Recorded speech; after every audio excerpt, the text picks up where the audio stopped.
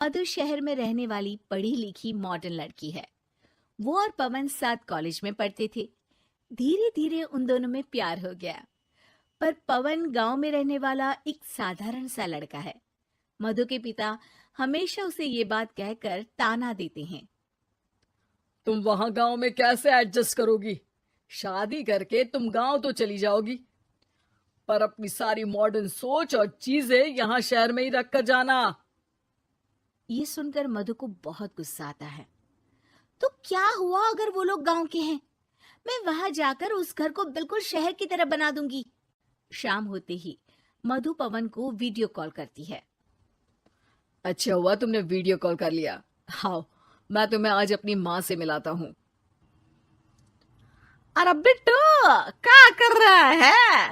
ये क्या है? दूर करना इस टुनटुने को। जाने कौन दिख रहा है इसमें तो। अरे माँ, आपकी बहू का वीडियो कॉल है। आप इसमें अपनी बहू से आमने सामने बात कर सकती हैं। नमस्ते माँ जी, कैसी हैं आप? अरे जेका, ये बहू ने अपने कानों में क्या लगाया है?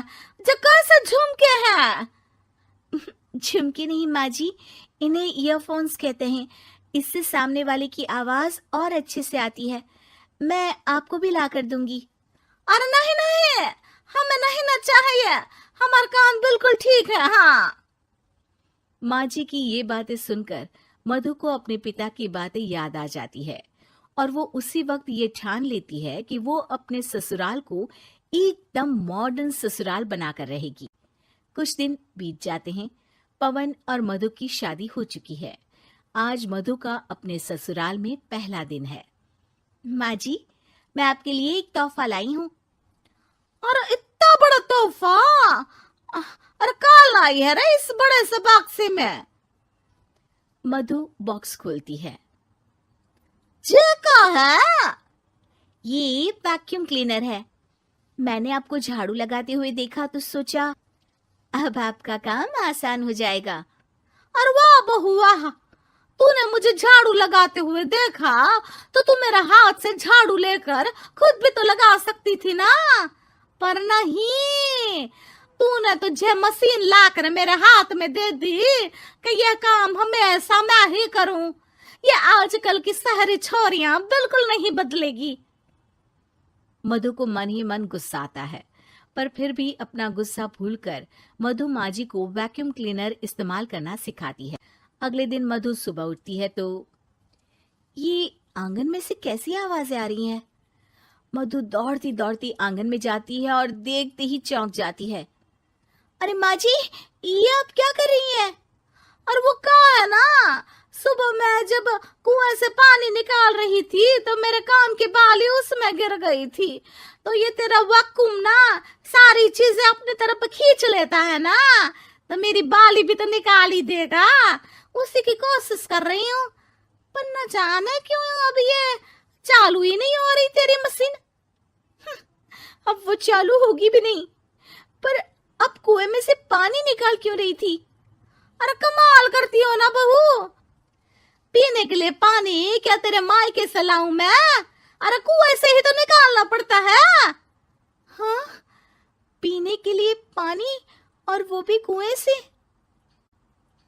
मधु दिमाग लगाती है और थोड़ी ही देर में घर में वाटर प्योरीफायर लगवा देती है। ये देखिए माँ जी, इसमें बस एक बार पानी भर देंगे तो नल में पानी साफ होकर बाहर आएगा। अरे वाह रे बहू, ये तो बहुत ही बढ़िया चीज है। रात हो जाती है। मधु जैसे ही प्योरीफायर का नल चालू करती है तो वो अचानक से फट जाता है और सब जगह पानी पानी हो जाता है। अरे ये क्या हुआ? ये क्या हो गया? मैंने तो बस इसमें उबला हुआ पानी डाला था, ये इतनी जल्दी खराब हो गया। अरे ये सारी शहरी चीजें सब ऐसी ही होती है कबूरी। क्या आपने इसमें उबला पानी डाला था? हाँ तो फिर पानी तो तभी साफ होगा ना जब उसे उबालेंगे। ये मशीन का कोई जिन है जो हमने जो बोला वो कर देगी है? मधु को बहुत गुस्सा आता है। इस तरह तो मेरा अपने ससुराल को मॉडर्न बनाने का सपना अधूरा ही रह जाएगा। नहीं, मैं इस तरह से हार नहीं मान सकती। थोड़े ही दिन में मधु पूरे किचन को मॉड्यूलर किचन में बदल देती है।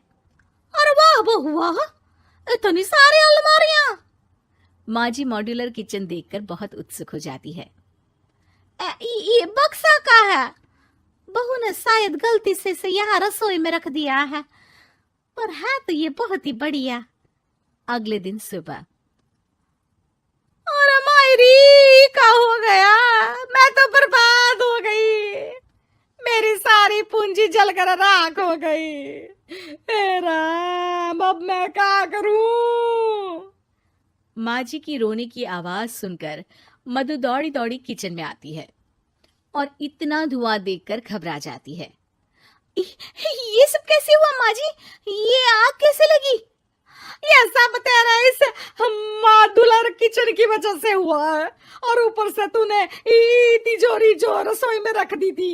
मैंने जैसे ही अपने गहने और पैसे इसमें रखे और बाहर से इस ताले को घुमाया, ये तो 5 मिनट में ही आग बबूला होकर फट गया। अरे माँ जी, ये तिजोरी नहीं है, ये तो माइक्रोवेव है। इसमें गहने नहीं रखते, खाना गर्म करने के लिए होता है ये। और ये जो आपने घुमाया ना, ये ताला नहीं है, आपने इसके टेम्परेचर को फुल कर दिया, इसलिए ये फट गया। माँ जी और जोर जोर से रोने लगती है।